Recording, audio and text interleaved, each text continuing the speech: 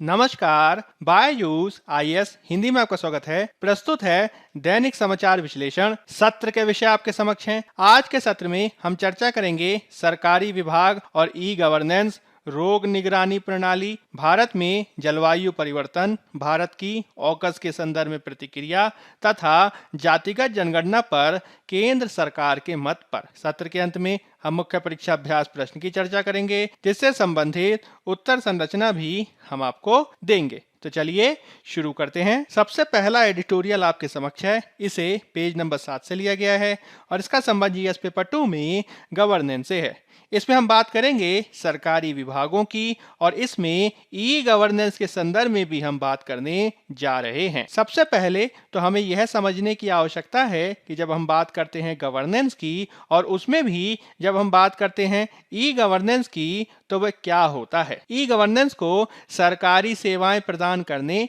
सूचनाओं के आदान प्रदान, लेन देन, पहले से मौजूद सेवाओं और सूचना पोर्टलों के एकीकरण के लिए सूचना और संचार प्रौद्योगिकी के अनुप्रयोग के रूप में परिभाषित किया जाता है। इसके माध्यम से जो सरकारी सेवा वितरण है उसमें हम इलेक्ट्रॉनिक माध्यम से सर्विस डिलीवरी को करने का प्रयास करते हैं और इसमें मुख्य रूप से सार्वजनिक कार्यवाही के संदर्भ में हम 3 क्षेत्रों में इलेक्ट्रॉनिक प्रौद्योगिकी के प्रयोग को शामिल कर सकते हैं। इसमें सार्वजनिक अधिकारियों की जब बातचीत की जाती है, अंतरक्रिया की जाती है नागरिक समाज के बीच, तो इसमें ई शासन का प्रयोग किया जा सकता है। लोकतांत्रिक प्रक्रिया के सभी चरणों में सार्वजनिक प्राधिकारियों द्वारा कामकाज किए जाने के संदर्भ में इलेक्ट्रॉनिक प्रक्रियाओं का प्रारंभ किया जा सकता है, जिसे हम इलेक्ट्रॉनिक लोकतंत्र के रूप में देख सकते हैं। इसके अलावा सार्वजनिक सेवाओं को भी जब इलेक्ट्रॉनिक माध्यम से देने पर बल दिया जाता है तो उसे भी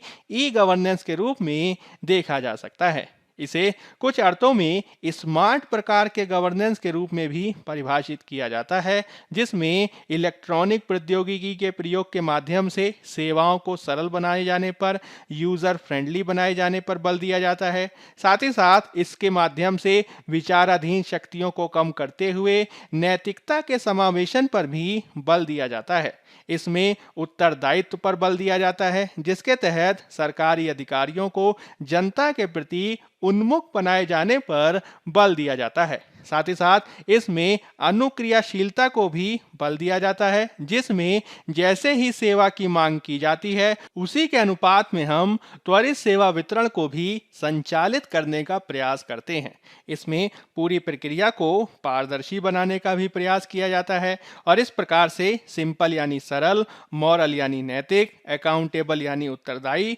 और अनुक्रियात्मक और पारदर्शी प्रक्रिया के माध्यम से ई गवर्नेंस के तहत स्मार्ट गवर्नेंस को प्रवृत्त किया जा सकता है। हाल के समय में भारत में ई गवर्नेंस को लेकर काफ़ी जागरूकता देखी जा रही है। मुख्य रूप से हम शहरों को स्मार्ट बनाने का प्रयास कर रहे हैं, जिसमें यदि हम शहरों को स्मार्ट बनाना चाहते हैं तो यह बेहद आवश्यक है कि उसमें किए जाने वाले सरकारी सेवा वितरण को भी स्मार्ट बनाएं और इसके लिए डिजिटल आधार पर सरकारी सेवा वितरण को प्रदान किए जाने पर बल दिया जा रहा है। इसके तहत डोर टू डोर डिलीवरी के साथ ही ऑन टाइम डिलीवरी के साथ ही पर्यावरण को ध्यान में रखते हुए सतत सेवाओं के विकास पर भी बल दिया जा रहा है। इसके अंतर्गत आपको ये समझना है कि जब हम बात करते हैं ई गवर्नेंस अथवा स्मार्ट गवर्नेंस की, तो इसमें डेटा को सबसे ज्यादा महत्व दिया जाता है और डेटा पर इस रूप में कार्य किया जाता है कि हम बेहतर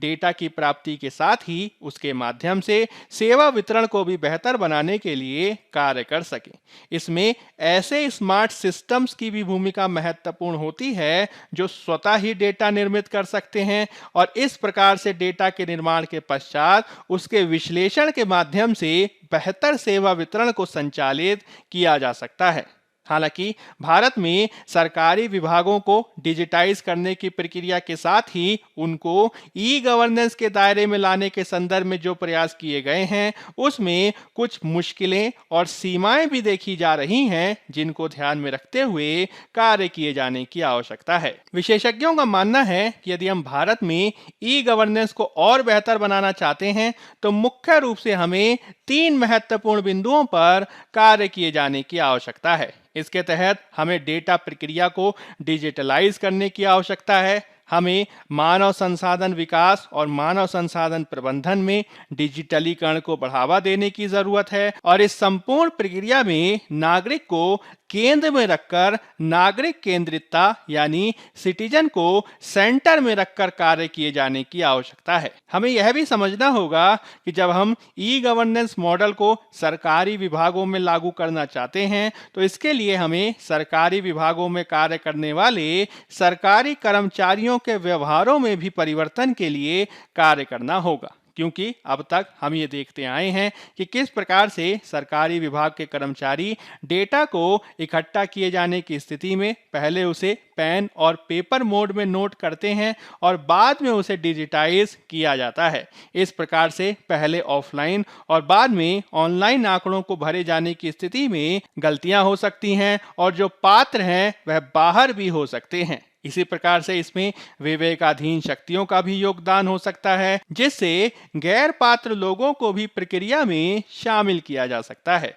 यही कारण है कि हमें प्रारंभ से ही डिजिटलीकरण को बढ़ावा देना होगा और यदि हम प्रारंभ से इस प्रकार की प्रक्रिया को बढ़ावा देना चाहते हैं तो मुख्य रूप से हमें इसमें 2 आधारों पर कार्य किए जाने की जरूरत है। सबसे पहले तो हमें लोगों को प्रोत्साहित करने के लिए सेवाओं को डिजिटलीकृत किए जाने के संदर्भ में इससे संबंधित लाभों को दिखाए जाने की आवश्यकता है। इसके संदर्भ में अनेक बार आंध्र प्रदेश के उदाहरण की चर्चा की जाती है, जिसमें इस बात को सामने लाया जाता है कि किस प्रकार से आंध्र प्रदेश के स्थानीय शहरी निकायों यानी अर्बन लोकल बॉडीज के द्वारा जब डिजिटलीकरण को अपनाया गया तो उनके कर्मचारियों द्वारा एक हफ्ते में जितना काम किया जाता था, डिजिटलीकरण के चलते वह हर हफ्ते 11 घंटे बचा लेते थे और काम को भी बेहतर कर पाते थे। यदि हम इस प्रकार से लाभों को दर्शाएंगे और ये बताएंगे कि यदि आप डिजिटलीकरण को अपनाएंगे तो इससे काफ़ी लाभ आप प्राप्त कर सकते हैं, तो निश्चित ही सरकारी कर्मचारी इसे अपनाए जाने के संदर्भ में उन्मुख हो सकते हैं। इसके संदर्भ में जो दूसरी सबसे बड़ी महत्वपूर्ण बात है वो ये है कि हमें भारतीय राजनेताओं के संदर्भ में या फिर नेतृत्व के संदर्भ में भी ध्यान दिए जाने की आवश्यकता है, जिसके तहत भारतीय राजनेताओं को डिजिटल इंडिया को बनाए जाने के साथ ही ई गवर्नेंस को बढ़ावा दिए जाने के संदर्भ में नेतृत्व प्रदान किए जाने की आवश्यकता है और उन्हें इसके संदर्भ में आगे बढ़कर कार्य करना होगा और डिजिटलीकरण को अपनाए जाने के संदर्भ में चरणबद्ध तरीके से लक्ष्यों को निर्धारित किया जाना भी आवश्यक है। जो इसके संदर्भ में एक और महत्वपूर्ण बात है जिसकी अभी हमने चर्चा की, वह है कि हम किस तरीके से ई गवर्नेंस के मॉडल में नागरिक केंद्रितता को बढ़ावा देना चाहते हैं। इसके तहत हम संपूर्ण प्रक्रिया को नागरिकों को केंद्र में रखकर उनके हित में करना चाहते हैं और उसी के अनुसार सरकारी विभागों में परिवर्तन को लाना चाहते हैं। इस पूरी प्रक्रिया में हमें केवल सरकार के दृष्टिकोण से ही नहीं देखे जाने की आवश्यकता है, अपितु इसमें गैर सरकारी भागीदारों को भी बढ़ावा दिए जाने की जरूरत है, जिसके तहत इस प्रक्रिया में एनजीओस को शामिल किया जा सकता है, सिविल सोसाइटी के सदस्यों को शामिल किया जा सकता है, विविध प्रकार के प्रेशर ग्रुप्स को शामिल किया जा सकता है और साथ ही साथ विविध प्रकार के अधिवक्ताओं या फिर किसी मामले की वकालत किए जाने के संदर्भ में जो विविध प्रकार के समूह कार्य करते हैं उनसे भी अनुक्रिया लेकर कार्य किया जा सकता है। यदि हम इस प्रकार से इस पूरी प्रक्रिया को और ज़्यादा समावेशी बनाने का प्रयास करेंगे तो इससे ये हम उम्मीद कर सकते हैं कि इससे कोई भी व्यक्ति नाराज नहीं होगा और यदि सब मिलकर कार्य करेंगे तो इससे कार्य प्रभाविता को भी बढ़ावा दिया जा सकता है। इन सभी उपायों से हम जो पहले से ई गवर्नेंस मॉडल के उपाय चल रहे हैं, जिसके तहत सरकार से सरकार के साथ ही सरकार से नागरिक और सरकार से बिजनेस समूहों के बीच ई गवर्नेंस के विभिन्न मॉडलों को लागू करने का जो प्रयास किया जा रहा है वह और बेहतर ढंग से लागू किया जा सकता है और इन सभी उपायों से ही भारतीय सरकारी विभागों को भी स्मार्ट बनाया जा सकता है, जो आगे चलकर संपूर्ण कार्य पद्धति को स्मार्ट बना सकता है। अब हम बात कर लेते हैं पेज नंबर 6 में दिए गए एक अन्य आलेख की, जिसका संबंध जीएस पेपर 2 में हेल्थ से है। इसमें हम बात करेंगे डिसीज सर्विलांस सिस्टम की, जिसे हिंदी में कहा जाता है रोग निगरानी प्रणाली। मुख्य रूप से इसमें हम भारत में डिसीज सर्विलांस सिस्टम की क्या भूमिका है, इसकी हम चर्चा करेंगे। सबसे पहले तो हमें यह समझने की आवश्यकता है कि जब हम बात करते हैं रोग निगरानी प्रणाली की, तो वह क्या होता है। रोग निगरानी प्रणाली, जिसे डिसीज सर्विलांस कहा जाता है, वह एक ऐसी प्रकार की सूचना आधारित गतिविधि होती है जिसके तहत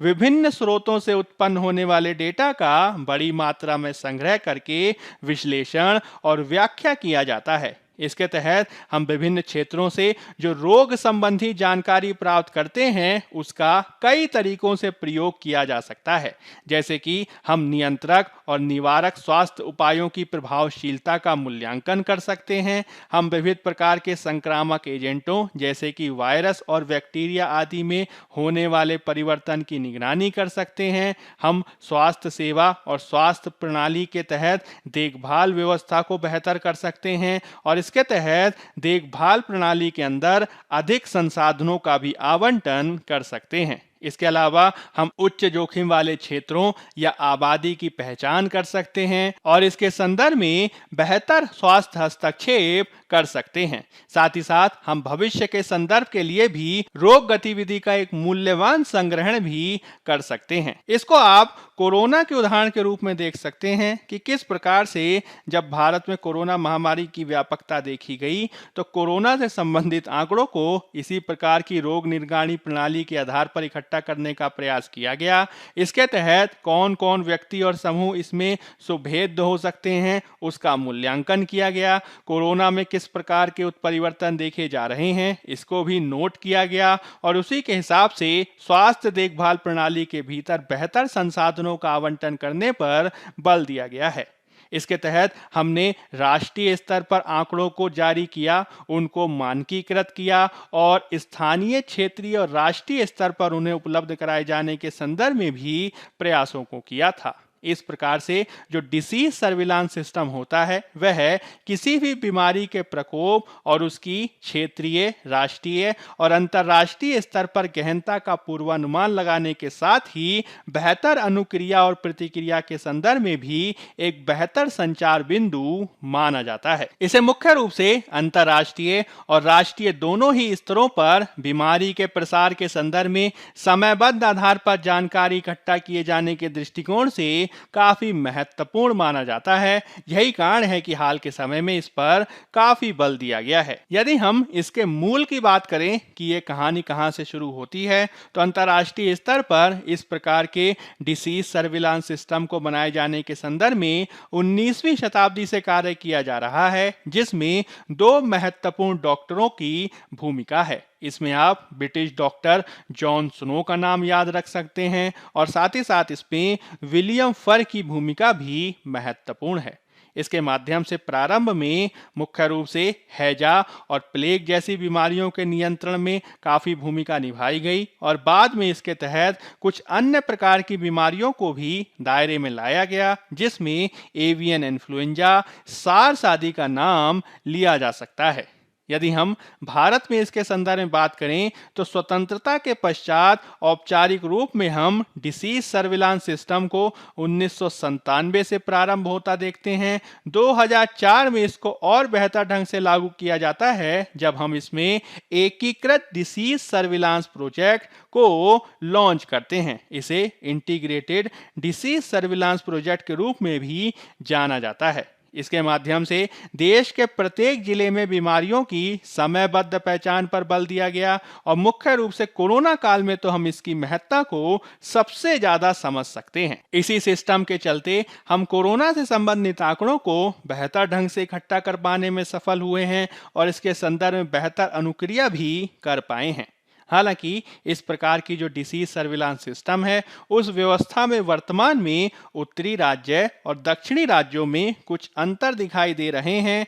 जिसको दूर किए जाने की आवश्यकता है। हम ये देख सकते हैं कि किस प्रकार से दक्षिणी राज्यों ने बीमारियों की समयबद्ध आधार पर पहचान किए जाने के संदर्भ में काफी बेहतर कार्य किए हैं, जिसके तहत केरल और कर्नाटक जैसे राज्यों के द्वारा कोरोना वायरस, निपाह वायरस आदि की पहचान समयबद्ध आधार पर की जा सकी है। वहीं दूसरी ओर उत्तर प्रदेश, बिहार, हरियाणा, मध्य प्रदेश जैसे उत्तरी राज्यों में डेंगू, चिकनगुनिया, मलेरिया, दिमागी बुखार जैसे बीमारियों की पहचान काफी देरी से हो पाती है, जो डिसीज सर्विलांस सिस्टम में और सुधार किए जाने की आवश्यकता पर बल दे देता है। इस प्रकार से यूं तो डिसीज सर्विलांस सिस्टम बेहतर ढंग से कार्य कर रहा है, किंतु हमें इसमें और सुधार करने की आवश्यकता है, जिसके तहत हमें डिसीज सर्विलांस सिस्टम की महत्ता को समझते हुए इसमें और अधिक वित्तीय संसाधनों के आवंटन की आवश्यकता है। साथ ही साथ हमें इसमें पर्याप्त मात्रा में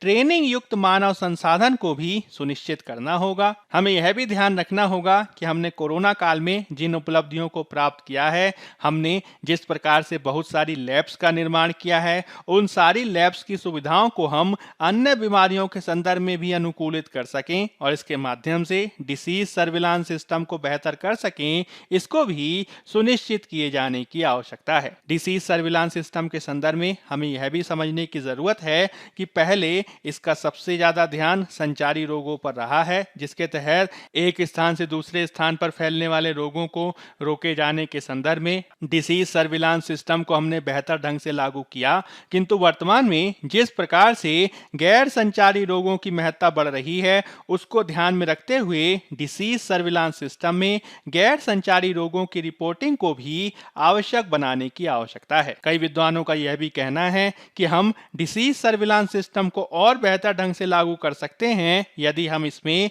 जन्म मृत्यु के आंकड़ों और मृत्यु के कारणों को रजिस्टर करने वाले नागरिक पंजीकरण और महत्वपूर्ण सांख्यिकी सिस्टम, जिसे अंग्रेजी में civil registration and vital statistics system कहते हैं और साथ ही साथ medical certification of cause of death भी कहते हैं, उसको यदि बेहतर कर सकें तो हम डिसीज सर्विलांस सिस्टम को और बेहतर कर सकते हैं। हाल के समय में जिस प्रकार से कोरोना से होने वाली मौतों को लेकर वाद विवाद देखा जा रहा है, यदि हम इसके संदर्भ में जन्म मृत्यु के आंकड़ों और मृत्यु के कारणों को रजिस्टर करने वाली नागरिक पंजीकरण सिस्टम और MCGD को बेहतर कर पाएंगे तो निश्चित ही इसके संदर्भ में और बेहतर कार्य किया जा सकता है। इसके लिए यह भी जरूरी है कि हम राज्यों के साथ मिलकर काम करें, क्योंकि स्वास्थ्य मूल रूप से राज्यों की जिम्मेदारी है और यदि इसमें राज्यों का समतावर्धन कर पाने में हम सहायक होंगे तो निश्चित ही इसके संदर्भ में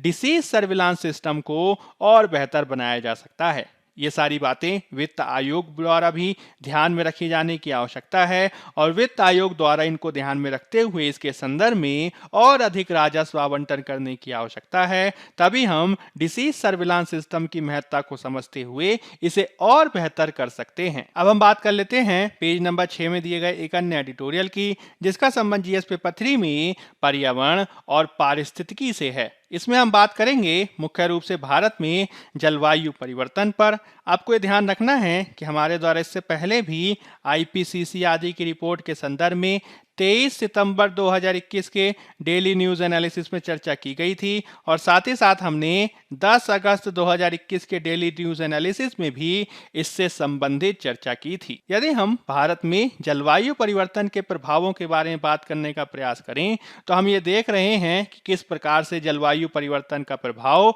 भारत में अनेक रूपों में देखा जा रहा है। एक तरफ तो हम भारत में वर्धित रूप में वर्षा की स्थिति को देख रहे हैं, वहीं दूसरी ओर हम इससे जनित होने वाले बाढ़ की स्थिति के साथ ही शहरी बाढ़ और साथ ही साथ सूखे की स्थिति को भी देख रहे हैं। जलवायु परिवर्तन का प्रभाव भारत में कुछ महत्वपूर्ण शहरों पर सीधे सीधे देखा जा सकता है, जिसमें आप दिल्ली, हैदराबाद, चेन्नई का उदाहरण देख सकते हैं, जहां के शहर पानी के संकट का सामना कर रहे हैं और वे प्राकृतिक स्रोतों के आधार पर महंगे निजी पानी जैसे वैकल्पिक स्रोतों पर निर्भर हो चले हैं। यही कारण है कि विविध प्रकार की रिपोर्ट्स जैसे कि IPCC आदि की रिपोर्ट इस बात को दर्शाती है कि किस प्रकार से भारत में जलवायु परिवर्तन के आशंकित प्रभाव देखे जा सकते हैं। हमें यह समझना होगा कि भारत पहले से ही उष्णकटिबंधीय राष्ट्र है, जहां पर एक निश्चित मात्रा में गर्मी देखी जाती है, किंतु यदि वायुमंडल में कार्बन डाइऑक्साइड की मात्रा में वृद्धि देखी जाएगी तो भारत और भी ज्यादा गर्म जलवायु का अनुभव कर सकता है। यदि इसके संदर्भ में सबसे ज्यादा नकारात्मक परिदृश्य हो और इसमें कम से कम यदि हम 4 डिग्री सेल्सियस की वृद्धि देखें तो इस प्रकार की तापमान वृद्धि के तहत पश्चिमी तट और दक्षिणी भारत की जो कृषि है उस पर महत्वपूर्ण नकारात्मक प्रभाव पड़ सकते हैं और साथ ही साथ उच्च तापमान वाली एक नवीन व्यवस्था का भी आगमन देखा जा सकता है। हमें यह भी समझना होगा कि किस प्रकार से जलवायु परिवर्तन के चलते भारत में मानसूनी वर्षा पर बदलते हुए प्रभाव देखे जा सकते हैं। हम लगातार इस बात को महसूस कर रहे हैं कि किस प्रकार से 1950 के दशक से ही मानसूनी वर्षा में गिरावट देखी जा रही है। यदि दुनिया के औसत तापमान में 2 डिग्री सेल्सियस की वृद्धि होती है तो वह वृद्धि भारत के ग्रीष्मकालीन मानसून को और भी ज्यादा अप्रत्याशित बना सकती है।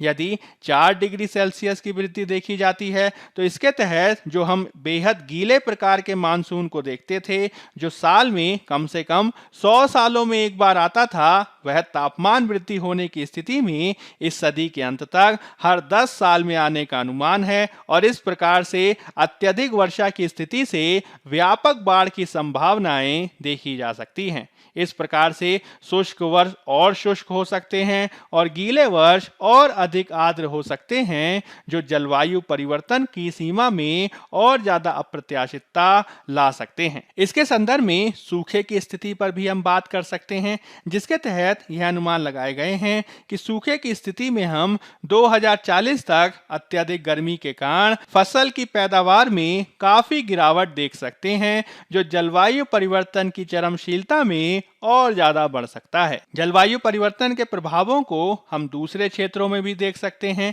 जिसके तहत भूजल में कमी देखी जा सकती है, जो बढ़ती आबादी का परिणाम है, समृद्ध जीवन शैली का परिणाम है और जिस प्रकार से हम सेवा क्षेत्र और उद्योग में पानी की बढ़ती मांग को देख रहे हैं, वह भारत में भूजल के स्तर को और भी ज्यादा कम कर सकता है। हमें यह भी ध्यान रखना होगा कि किस प्रकार से वर्तमान में तापमान वृद्धि के चलते ग्लेशियरों के पिघलने की स्थिति देखी जा रही है और यदि यह तापमान वृद्धि कम से कम 2.5 डिग्री सेल्सियस तक देखी जाती है तो इसका प्रभाव ग्लेशियरों के पिघलने के साथ ही हिमालय की बर्फ के आवरण को नुकसान पहुंचाने के रूप में देखा जा सकता है। इससे नदी घाटियों में जो भोजन का उत्पादन किया जाता है उसकी मात्रा प्रभावित हो सकती है और साथ ही साथ लाखों करोड़ों लोगों की आजीविका भी प्रभावित हो सकती है। ग्लेशियर और बर्फ के पिघलने से समुद्र के स्तर में तो वृद्धि निश्चित ही देखी जाएगी, जो तटीय क्षेत्रों में बाढ़ की स्थिति लाने के साथ ही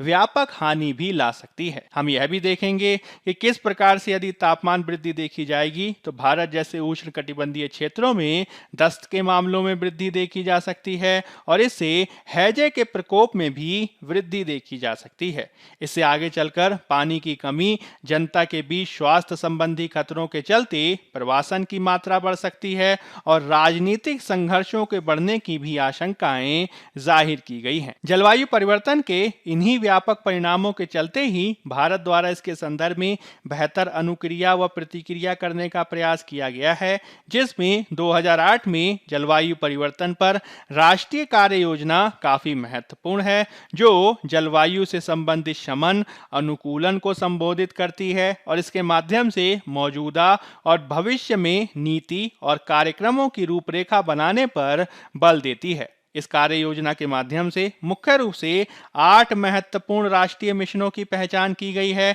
जिसके माध्यम से भारत में सौर ऊर्जा को बढ़ावा दिए जाने के साथ ही ऊर्जा दक्षता को बढ़ावा, स्थायी आवासन को बढ़ावा, जल हिमालयी पारिस्थितिकी तंत्र को बनाए रखने के साथ ही ग्रीन इंडिया, स्थायी कृषि, जलवायु परिवर्तन के लिए सामरिक ज्ञान आदि पर भी महत्वपूर्ण रूप से बल दिया गया है। हम इस संदर्भ में 2010 में घोषित किए गए राष्ट्रीय स्वच्छ ऊर्जा कोष को भी याद कर सकते हैं, जो मुख्य रूप से स्वच्छ ऊर्जा क्षेत्र में वित्त पोषण को बढ़ावा देने का एक प्रयास है। इसके माध्यम से घरेलू या आयातित कोयले पर प्रति टन 50 रुपए, जो 2014 में बढ़ाकर कर दिया गया 100 रुपए का उपकर लगाकर इस कोष का निर्माण किया गया है। इसमें आप 2015 के पेरिस समझौते की भी गणना कर सकते हैं, जिसके तहत भारत द्वारा 3 प्रतिबद्धताएं की गई हैं कि भारत अपने ग्रीन हाउस गैस उत्सर्जन की तीव्रता में 2005 के स्तर से 2030 तक 33 से 35% तक की कमी लेकर आएगा। भारत 40% बिजली की क्षमता को गैर जीवाश्म ईंधन स्रोतों से प्राप्त करेगा, जिसमें सौर ऊर्जा आदि पर बल दिया जाएगा। साथ ही भारत 2030 तक अतिरिक्त वन और वृक्ष आवरण के माध्यम से 2.5 से 3 बिलियन टन कार्बन डाइऑक्साइड समकक्ष का अतिरिक्त कार्बन सिंक भी बनाने जा रहा है। भारत द्वारा इसके अलावा अंतर्राष्ट्रीय स्तर पर सौर ऊर्जा को बढ़ावा दिए जाने के दृष्टिकोण से अंतर्राष्ट्रीय सौर गठबंधन की घोषणा की गई, जिसको 30 नवंबर 2015 को पेरिस में भारत और फ्रांस दोनों द्वारा संयुक्त रूप से लॉन्च किया गया था। भारत इसके तहत मुख्य रूप से यह भी कोशिश कर रहा है कि हम वाहनों से उत्सर्जित होने वाले कार्बन डाइऑक्साइड और अन्य प्रकार की गैसों की मात्रा को कम कर सकें, और इसी के तहत भारत द्वारा यूरो मानकों की तर्ज पर ही भारत स्टेज मानकों को भी प्रोत्साहित किया गया है और वर्तमान में भारत BS6 मानकों को लागू करने की प्रक्रिया में है, जिसके माध्यम से हम जलवायु परिवर्तन के प्रभावों को कम कर सकते हैं। हालांकि जलवायु परिवर्तन के प्रभावों को यदि हम बेहतर ढंग से कम करना चाहते हैं तो इसके लिए यह भी आवश्यक है कि हम सभी प्रयासों को अच्छी ढंग से लागू करें और इसमें सभी को साथ मिलकर कार्य किए जाने की आवश्यकता है। अब हम बात कर लेते हैं पेज नंबर 6 में दिए गए एक अन्य एडिटोरियल की, जिसका संबंध जीएस पेपर 2 में IR से है। इसमें हम बात करने जा रहे हैं ऑकस पर भारत की प्रतिक्रिया के बारे में। आपको ये ध्यान रखना है कि हमारे द्वारा 17 सितंबर 2021 के डेली न्यूज एनालिसिस में ऑकस पर चर्चा की गई थी, जिसे आप देख सकते हैं। हाल ही में अमेरिका, यूनाइटेड किंगडम और ऑस्ट्रेलिया के द्वारा एक नवीन त्रिपक्षीय सुरक्षा गठबंधन की घोषणा की गई है, जिसके माध्यम से अमेरिका के द्वारा ऑस्ट्रेलिया को परमाणु पनडुब्बी दिए जाने की बात कही गई है। हालांकि अंतर्राष्ट्रीय स्तर पर ऑकस के गठबंधन के संदर्भ में जो इसका प्रभाव है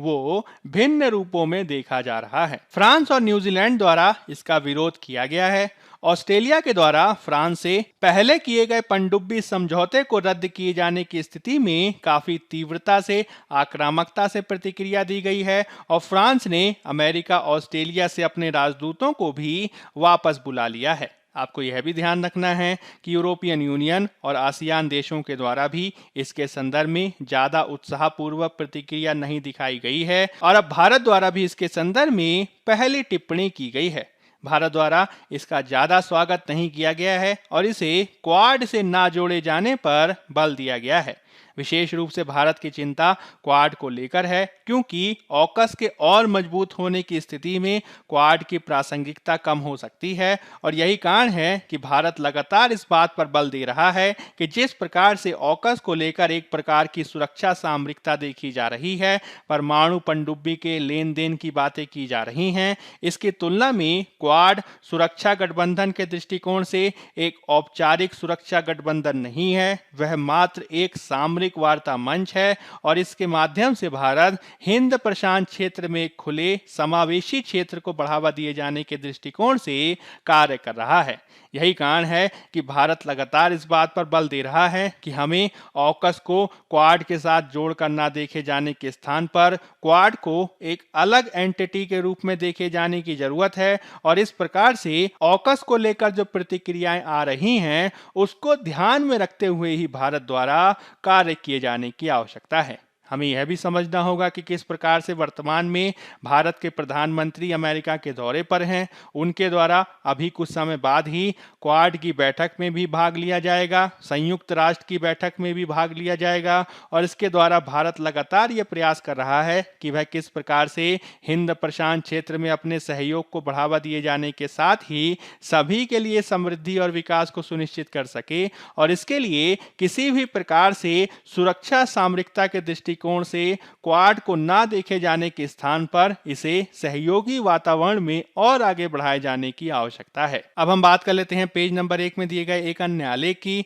जिसका संबंध जीएस पेपर 2 में पॉलिटी से है। इसमें हम बात करने जा रहे हैं जातिगत जनगणना पर केंद्र सरकार के मत की। हम काफी लंबे समय से जनगणना और जातिगत जनगणना पर बात कर रहे हैं और हमारे द्वारा इससे पहले 22 सितंबर 2021, 25 अगस्त 2021 और 20 अगस्त 2021 के डेली न्यूज एनालिसिस में इससे संबंधित परिचर्चा की गई थी, जिसे आप देख सकते हैं। हाल ही में जातिगत जनगणना को कराए जाने को लेकर अनेक राज्यों द्वारा मांग की गई है और इसी को लेकर महाराष्ट्र सरकार द्वारा भी सुप्रीम कोर्ट में याचिका दाखिल की गई है। इसके अंतर्गत जनगणना 2021 के साथ ही जातिगत जनगणना को कराए जाने की मांग की गई है और इसके अलावा 2011 की जो सामाजिक आर्थिक जातिगत जनगणना थी, उसके आंकड़ों को भी सार्वजनिक किए जाने की मांग की गई है। अब केंद्र सरकार ने भी इसको लेकर सुप्रीम कोर्ट में प्रतिक्रिया दी है और केंद्र सरकार का ये कहना है कि जातिगत जनगणना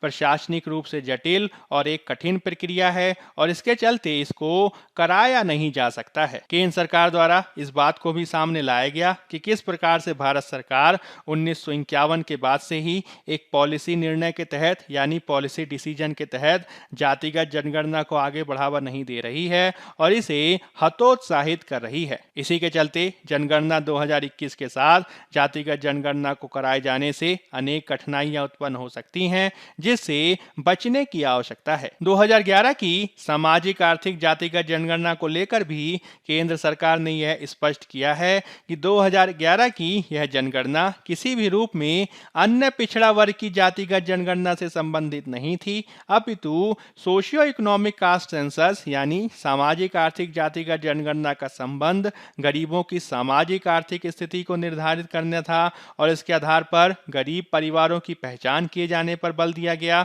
गरीबों में किन किन आधारों पर वंचना देखी जा रही है, इसको पहचानने पर बल दिया गया था। केंद्र सरकार ने 2011 की जनगणना के साथ ही 2021 की जनगणना के संदर्भ में भी इस तथ्य पर बल दिया है कि उसके द्वारा किस प्रकार से जाति संबंधी आंकड़ों को समावेशी रूप से उसमें शामिल नहीं किया गया था, क्योंकि इससे और कठिनाइयां पैदा हो सकती हैं। 2011 की सोशियो इकोनॉमिक कास्ट सेंसस से संबंधित यानी जातिगत जनगणना संबंधित डेटा के संदर्भ में भी केंद्र सरकार का ये कहना है कि वह इस प्रकार से इकट्ठा किया गया है कि उसको प्रशासनिक कार्यों के लिए प्रयोग नहीं किया जा सकता है। यही कारण है कि केंद्र सरकार जातिगत जनगणना को लेकर अनेक समस्याएं बता चुकी है। इसी के चलते उसको ना कराए जाने पर बल दिया जा रहा है। अब हम बात कर लेते हैं मुख्य परीक्षा अभ्यास प्रश्न की। ई गवर्नेंस स्थायी शासन में सुधार का वादा रखता है, लेकिन केवल तभी जब हम मूल बातों पर ध्यान दें, चर्चा करें।